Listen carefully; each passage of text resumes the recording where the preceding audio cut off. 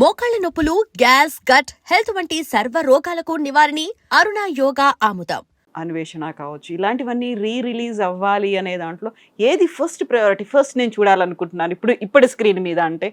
ఇప్పుడు వంశీ కూడా మొన్న నాతో మాట్లాడాడు. అన్వేషణని మళ్ళీ రిలీజ్ అన్నారంట. రిలీజ్కి నెగిటివ్ లేదు. అదెందుకు, నా కళ్ళు నెగిటివ్ లేదు. ల్యాబ్కి వెళ్ళి ఆ బయటికి తీసి ఇలా చూసినప్పుడు ఏడుపు వచ్చేసింది. అలా పులుసులాగా, చింతపండు పులుసులాగా అయిపోయింది నెగిటివ్. సౌండ్ రెండు పోయినాయి. అలాగే నాతో పాటు 200 మంది నెగిటివ్లు పోయినాయి. ప్రిజర్వేషన్ ఏదో తేడా మొత్తం మీద. అప్పుడు నేనేం చేశానంటే, రన్నబుల్ ప్రింట్ అంటారు. అంటే థియేటర్లో తిరుగుతుంటే మారుతుంటుంది కదా, ఇక్కడ 2 వారాలు అక్కడ 2 వారాలు ఆ రోజుల్లో. అందులో బెటర్గా ఉన్న ప్రింట్ని తీసుకొచ్చి, స్క్రాచ్లు పడిపోయి ఉంటాయి, కొన్ని ముక్కలు కట్టాయి ఉంటాయి, అది తీసుకొచ్చి ఫస్ట్ డిజిటలైజ్ చేసేస్తాం. దాన్ని లోపల మళ్ళీ కంప్యూటర్లోకి వెళ్ళి స్క్రాచెస్ చేసి మళ్ళీ కలరింగ్ మళ్ళీ చేస్తాం. అలా చేశాను నేను కళ్ళుకి. ఇప్పుడు మొన్న జగదేగురు దానికి ఎన్నో రోజులు ట్రై చేస్తే ఒక చోట ఎక్కడో కొంచెం బెటర్ క్వాలిటీ ఉన్న ప్రింట్ దొరికితే దాన్ని తీసుకొని అశ్విని దత్తు లండన్ వెళ్ళాడనేది రకరకాలుగా విన్నాను అనమాట. అది దాన్ని మళ్ళీ రిలీజ్. వంశీ అది కూడా చెప్పాడు, అన్వేషణ ఇంకా రిలీజ్ చేద్దామంటున్నారు, 40 years అయింది కదా, బట్ ఎక్కడ ఏముందో తెలియని పరిస్థితులు ఏంటంటే వెతకాలి. ఇప్పుడు కళ్ళు కూడా అదే పరిస్థితి అంటే లేదు, ఇంకేం లేదు, బట్ డిజిటల్ అదే ఉంది. హై బ్యాండ్లో చేయించాను. ఆ తర్వాత ఓకే, కలరింగ్లో మొత్తం ఫ్రెష్గా చేయించాను. తప్పట్లా, ఇంకా అది లక్కీగా అది ఉంది కాబట్టి అప్పటికప్పటికి చేయించాను. రన్నబుల్ ప్రింట్ దొరికింది కాబట్టి. దొరకపోతే ఇప్పుడు అదేంటండి, ఎద్దుల మీద చిన్న సినిమా వచ్చింది తెలుగులో, చాలా పెద్ద హిట్ అది. ఎద్దులు మెట్లెక్కేస్తాయి, బ్లాక్ అండ్ వైట్ సినిమా. ఆ సినిమా చాలా పాపులర్, పేరు గుర్తురాట్లా, 70 దాటాను కదా. సో దానికోసం వెతికి అక్కడ ఫిల్మ్ ఇది ఉంటుంది కదా, పూనాలో ఫిల్మ్ ఆర్కైవ్స్లో ఉందని తెలుసుకొని అది తీసుకొచ్చి మేము ఇక్కడ హైదరాబాద్ ఫిల్మ్ క్లబ్ ఫెస్టివల్లో వేసాం. మరి అది ప్రిజర్వ్ చేశారు కాబట్టి నమ్మినమంట. ఓకే, గుర్తొచ్చింది. ఆ జమీందారు ఆ విలన్ మీదకి వెళ్ళటానికి ఎక్కేస్తాయి, మెట్లు ఎక్కేసి కుమ్మేస్తాయండి ఎద్దులో. పెద్ద హిట్లు అండి నమ్మినమంట. అలాగా దొరకాలిగా, ఉండాలిగా ప్రిజర్వ్ చేయడానికి. లేదంటే మళ్ళీ రీషూటింగ్ మొదలు పెడితే ఫేక్ అవుద్దిగా, వాయిస్ టైపింగ్ చెప్పినట్టే. అవును కదా. ఇప్పుడు నన్ను కళ్ళు చేయమని అడుగుతున్నారు, మళ్ళీ కళ్ళు చేయమని. కొత్త ఆర్టిస్టులతో, కొత్త సాంగ్స్తో, కొత్త డైలాగ్స్తో, కొత్త ఏదో అన్నారు. సిరీస్ లాగానా? ఇప్పుడు సెకండ్ సీక్వెల్ గానా? సీక్వెల్ కాదు, రీమేకే. కళ్ళు మరోసారి కళ్ళు. ఇప్పుడు చాలా సినిమాలు చేయట్లా, పాత సినిమా 40-50 సంవత్సరాల క్రితం మళ్ళీ చేస్తున్నారుగా. అలా అడిగారు. ఇది ఇప్పుడు రాదు, కారణాలు రకరకాలు నేను చెప్పాను. ఇప్పుడు ఎలాగో మీరు ఒక అకాడమీకి డీన్గా ఉన్నారు, మీ స్టూడెంట్స్కి పాఠాలు బోధిస్తున్నారు. ఇప్పుడు బయట ఈ వ్యూవర్స్ ఎవరైతే ఉన్నారో వాళ్ళకి, మా వ్యూవర్స్కి, మీ ఇంటర్వ్యూ చూస్తున్న వాళ్ళకి ఏదన్నా చెప్పాలి అంటే, సినిమాటోగ్రఫీ కావచ్చు, టెక్నిక్స్ కావచ్చు, సినిమా గురించి, వాళ్ళు కళలు కన్నటువంటి కళ గురించి చెప్పాలి అంటే ఏం చెప్తారు? నేను ఎలాగో త్వరలో యూట్యూబ్ ఛానల్ ద్వారా మా స్టూడెంట్స్ చేస్తారు అనుకోండి, అఫ్కోర్స్ స్వార్థం అది ఉంది, వాళ్ళు చేసిస్తున్నారు. త్వరలో ముందుకు వస్తున్నాను, మేబీ మ్యాక్సిమం 1 month 2 monthsలో. దాంట్లో నా ఎక్స్పీరియన్స్తో డే 1 చెప్పాను కదా, వాహినీలోకి ఎంటర్ అయిన మొదటి కుడి కాలు పెట్టినప్పటి నుంచి ఆ 1 year వాహినీలో ఉన్నప్పుడు ఏ సినిమాలు ఎలా చేశాను, అదేంటి, పైకి వచ్చి బయటికి రాగానే వాహిని నుంచి స్వామి గారి దగ్గర చేరాను, భక్త కన్నప్పకి, కృష్ణరాజు గారు భక్త కన్నప్పకి, బుట్టాయిగూడ ఏలూరు దగ్గర. అక్కడ చేసి అక్కడి నుంచి షిఫ్ట్ అయ్యి రాజమండ్రి వెళ్ళాను. అక్కడ మరో దిగ్గజం, దీనికి ఎవరండి బాపు గారు, దానికి ఎవరండి విశ్వనాథ్ గారు, సిరిసిరిమువ్వ. అలాగా చేసి అవన్నీ ఎగ్జాంపుల్స్ చెప్తా. నేను ఇండిపెండెంట్గా కెమెరా అయ్యింది 7 years తర్వాత, ఇది ఇండస్ట్రీకి వచ్చిన తర్వాత. అది కూడా కొత్త దంపతులు అనే సినిమా, అది కొన్ని కారణాల వల్ల రిలీజ్కి ఆగింది.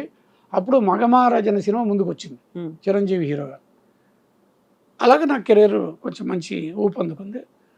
అన్నీ ఇప్పుడు చిరంజీవితో చేసిన మగమహారాజులో నేను ఒక సెపరేట్గా రిగ్ తయారు చేసి సైకిల్ సాంగ్ చేశాను. తెలుసు కదా, నీ దారి పూలదారి సైకిల్ తొక్కుతా అవును. ఫ్యామిలీ కోసం ఆ స్పెషల్ రిగ్ తయారు చేయించి ఒక నైటు 2 డేలు ఆ సాంగ్ని ఫినిష్ చేయగలిగాం. దాంట్లో చాలా ఎఫెక్ట్గా చేయగలిగాను. అలాగే సితార్కి సర్క్యులర్ ట్రాలీ నేను వంశీ కలిసి డిజైన్ చేసి, అంతకుముందు ఇండస్ట్రియల్ సర్క్యులర్ ట్రాలీ లేదు, అదొకటి. ఇలాగేవో చేస్తూనే ఉంటాం. అదే ఎప్పటికీ ఇది పోదండి, దాన్ని ఏమంటారు, జీల్. Yes yes. ఏదైనా కొత్తగా చూసామనుకోండి, ఇది ఎలా చేస్తుంటాడు, ఇమీడియట్గా థాట్లోకి వెళ్ళిపోతాం. వంశీ నేను ఎక్కువగా ఫిలిం ఫెస్టివల్ తెగ తిరిగేవాళ్ళం. ఎక్కడ ఫిలిం ఫెస్టివల్ ఉంటే అక్కడికి వెళ్ళిపోయేవాళ్ళం. అందులో బాగా ఫీల్ అయినవన్నీ నోట్ చేసి పెట్టుకునేవాళ్ళం. తర్వాత క్రియేటివ్ బ్లాక్ బుక్ అని ఇప్పుడు రావట్లేదు అన్నారు, చాలా కాస్ట్లీ బుక్. అన్ని రకాల విజువల్ మీడియాలన్నీ అందులో హయ్యెస్ట్ రేంజ్లో ఉండేదని బుక్ వేస్తారు, ఒక బైబిల్ లాంటిది. అవి ఫాలో అయ్యేవాళ్ళం. అందులో చూసి ఇన్స్పిరేషన్ చేసుకొని మేము ఇక్కడ సినిమాల్లో అప్లై చేసేవాళ్ళం. అలాగంతా చేసాం కాబట్టి వంశీది నా కాంబినేషన్లో సినిమాలు బాగుంటాయి, విజువల్ బాగుంటుంది, ఇళయరాజా మ్యూజిక్ బాగుంటుంది. ఒక కాంబినేషన్ అలా సెట్ అయింది కాబట్టి అన్నేళ్ల పాటు కొనసాగింది జర్నీ కూడా. ఇప్పుడు ఎలాగో మీరు మగమహారాజు గురించి చెప్పారు కాబట్టి మనం ఇంటర్వ్యూ స్టార్టింగ్లో మీరు ఒక మాట అన్నారు, నా రూములోనే చిరంజీవి ఉంది. ఆ కథ ఏదో అన్నారు, తర్వాత చెప్దామన్నారు. ఇప్పుడు ఫస్ట్ మెడ్రాస్లో ఉండాలి నేను. స్వామి గారు రఘుని మెడ్రాస్లో మీరు రూమ్ చూసి పెట్టేసి వెళ్ళిపోండి అని ఆర్డర్ ఇస్తారు. నేను ఏం చేయాలి? అప్పుడు నాకు ఒక ఫ్రెండ్ ఒక ఆయన అన్నాడు, కోనేరు రాజేంద్ర ప్రసాద్, ఎంఆర్ ప్రాపర్టీస్ అయ్యో ఉన్నాయి, ఈ మధ్య పోయాడు. విజయవాడలో బాగా అటాచ్మెంట్ అని, బాగా నాకంటే జూనియరే. ఒక విధంగా చెప్పాలంటే అశ్విని దత్ వీళ్ళంతా, అతను కూడా నాకు జూనియరే, అశ్విని దత్ వీళ్ళంతా ఒక బ్యాచ్, నేను కొంచెం సీనియర్ని. అప్పుడు గుర్తుకొచ్చి ఆ నాని ఇలాగ నువ్వు ఏదో నీ ఫ్రెండ్ ఎవరు అక్కడ మెడ్రాస్లో ఉన్నాడన్నా కదా, కో డైరెక్టర్గా చేస్తున్నాడు అసోసియేట్గా అంటే, అవునయ్యా నేను చెప్తానని చెప్పి రామకృష్ణ ఆయన మన నేనెవరు తమ్మారెడ్డి భరద్వాజ్ గారు తెలుసు, వాళ్ళ అన్న ఒక ఆయన ఉన్నారు, లేరిని బాబు గారి దగ్గర రవీంద్రనాథ్ పిక్చర్స్ తమ్మారెడ్డి కృష్ణమూర్తి గారి బ్యానర్లో పనిచేస్తున్నాడు. ఓకే. ఆయన రూమ్లో నన్ను పెట్టేశాడు. రామకృష్ణ అని ఆయన పేరు. ఆంధ్రా క్లబ్ పక్కన థియేటర్స్ దాని పక్కన రిపబ్లిక్ గార్డెన్స్ అనమాట. అక్కడి నుంచి పెద్ద సినిమా వాళ్ళు చాలామంది వచ్చారంట. అక్కడ నేను ఎక్కడున్నానంటే, కింద ఒక ఇల్లు ఫ్యామిలీ, మెట్ల పైన చిన్న హాల్ లాగా ఉంటుంది ఇలాగా, అక్కడ ఉన్నా. ఆ కింద ఉన్నది ఎవరంటే సుచిత్ర వాళ్ళ family. Okay. Dance master Suchitra, ఇంత పిల్ల, చాంద్ గారు అంటే వాళ్ళ నాన్నగారు. ఇప్పుడంటే చంద్రబోస్ గారు. అవును, అక్కడ ఉన్నాను. ఆ తర్వాత ఏంటంటే ఈ పర్టికులర్ పాలడుగు రామకృష్ణ మేమందరం కలిసి ఇక్కడి నుంచి అక్కడికి వెళ్ళిపోయాం, ప్రొడక్షన్ ఆఫీస్కి వెళ్ళిపోయాం. ఆ గ్యాప్లో వీళ్ళు వచ్చారు. ఎవరు? చిరంజీవి, హరిప్రసాద్ చనిపోయాడు కదా, హరిప్రసాద్, వీళ్ళు. అయితే మేము బయట రెగ్యులర్ కలుస్తూ ఉంటాం. దీనికి ముందు కలిసాం, వెనక ముందు. వాళ్ళు ట్రైనింగ్లో ఉన్నప్పుడే నాకు తెలుసు, చిరంజీవి అని పేరు రాకముందు నాకు తెలుసు. అక్కడికి వెళ్ళినప్పుడు నా రూమ్మేట్ ఒక అతను భీమవరం భాస్కర్ అంటాం, వాళ్ళ క్లాస్మేట్ కూడా. ఇది అక్కడ ఇన్స్టిట్యూట్లో ట్రైనింగ్ అయ్యారు, యాక్టింగ్ ట్రైనింగ్ ఫిలిం ఛాంబర్ వాళ్ళు రన్ చేశారు. దాంట్లో వీళ్ళకంటే ముందు రజనీకాంత్, రాజేంద్ర ప్రసాద్ వాళ్ళు ఉన్నారు. నెక్స్ట్ బ్యాచ్ వీళ్ళు. ఎవరు? చిరంజీవి అండ్ గ్రూప్ వాళ్ళు. నా రూమ్మేట్ ఒకడు ఉన్నాడు కాబట్టి వీలైతే నేను వెళ్ళి వాళ్ళతో కూర్చునేవాడిని, అందరితో కలిసిపోయాడు. ఎందుకంటే ఆల్రెడీ లెజెండరీ స్వామి గారు అసిస్టెంట్ అని చెప్పి నాకు అక్కడ ఒక రకమైన గుర్తింపు ఉంటుంది, తెలుసు నాకు, అప్పటి నుంచి తెలుసు. తర్వాత ఇక ఏం చేసేవాళ్ళు వెళ్ళి కూర్చొని చిట్ చాటు. ఆ షూటింగ్లో ఏమైంది అంటే, వాళ్ళు ఇంకా యాక్టర్స్ అవుతారు. నేను ఆల్రెడీ యాక్టర్స్ పనిచేసేస్తున్నా స్వామి గారు అసిస్టెంట్గా. మీకు ఎక్స్పీరియన్స్ ఉంది ఫిల్మ్ ఇండస్ట్రీలో? ఎన్టీ రామారావు గారితో నేను అసలు మెమరబుల్. అసలు వాయినీలో ఫోకసింగ్ అసిస్టెంట్గా ఉన్నప్పుడు బాలకృష్ణ ఫస్ట్ పిక్చర్ ఏంటంటే తాతమ్మ కళ, నేనున్నాను అక్కడ. రామారావు గారు రోల్స్ రాయిస్ కార్లో దిగేవాళ్ళు.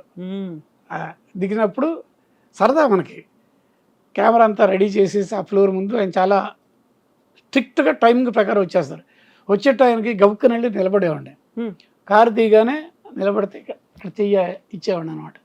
అలా లోపల దాకా తీసుకెళ్ళి ఆయన కూర్చున్న తర్వాత ఆ తర్వాత ఇక ఎన్నోసార్లు ఆయనతో పాటు అది ఇది ఇది ఇది అది అంత అటాచ్మెంట్ ఉండేది. బాగా నన్ను బాగా రికగ్నైజ్ చేస్తారు వాహినిలో ఉన్నప్పుడే.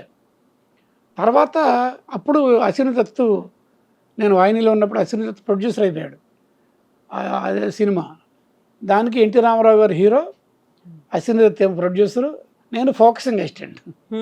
అక్కడ కూడా సరదాగా వెళ్ళి ఆ తర్వాత స్వామి గారి దగ్గర అసిస్టెంట్గా ఉన్నప్పుడు మళ్ళీ ఎదురీత అనే సినిమా మీరు వినే ఉంటారు, దానికి నేను పనిచేశాను. తర్వాత మా ఇద్దరు కదా అని జ్యువెల్ రోల్ రంజిత్ మూవీస్ దానికి పనిచేశాను. ఎదుర్కొంటూ రెగ్యులర్గా చూసే వాళ్ళకి రికగ్నిషన్ ఉంటుంది కదా. అవును కదా. బాగా మంచి మెమరీ నాకు ఎప్పుడు గుర్తుపెట్టుకుంటా. భద్రాచలం టెంపుల్ ఉంది కదా, రాముడు సీఎం అయిన వాళ్ళు వచ్చి ఆ రోజున పట్టు వస్త్రాలు సమర్పిస్తారు, పట్టు వస్త్రాలను ఇవి తలంబ్రాలు అవన్నీ. హరిప్రసాద్ సినిమా ప్లాన్ చేశాడు, కన్నడ సినిమా అనుకోండి, మాధవితో. దానికి ఓపెనింగ్ అక్కడ జరిగింది, నన్ను తీసుకుని వెళ్ళాడు. ఎన్టీ రామారావు గారు పక్కన లక్ష్మీపార్వతి గారైన ఆవిడ, గర్భగుడి బయట ఇక్కడ వాళ్ళు ఎదుర్కొంటూ ఉన్న ప్రెస్ వాళ్ళు బోర్డుని కారణమే ఒకే ఒక మూవీ కెమెరా నేను ఆల్రెడీ మొహపరిచయం ఉంది కదా అంటే ఆయన కూడా ఓ నువ్వు ఇక్కడ కూడా వచ్చావా, అది ఆ మెమరీ మర్చిపోలేదు.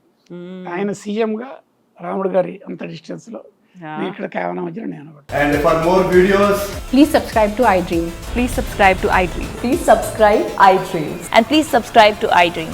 For more videos, subscribe to iDream. please like, share and subscribe to the channel. Congratulations, iDream. Subscribe to iDream. Subscribe to iDream. So subscribe to iDream Media. iDream ki iDream team andarki huge congratulations. Please subscribe iDream Media. Please subscribe to iDream. Subscribe iDream. Please subscribe to iDream. iDream అంటే నా కళల ఛానల్ను subscribe చేసుకున్న నోరు తిరుగుతలేదు, మీరైతే గంట గుర్తు కొట్టండి. For more such videos, please subscribe to iDream. Subscribe to iDream. Please subscribe to iDream. Please subscribe iDream Media. Please do subscribe to iDream. Please subscribe to iDream Media. For best entertainment and information, please subscribe iDream. And don't forget to subscribe to iDream.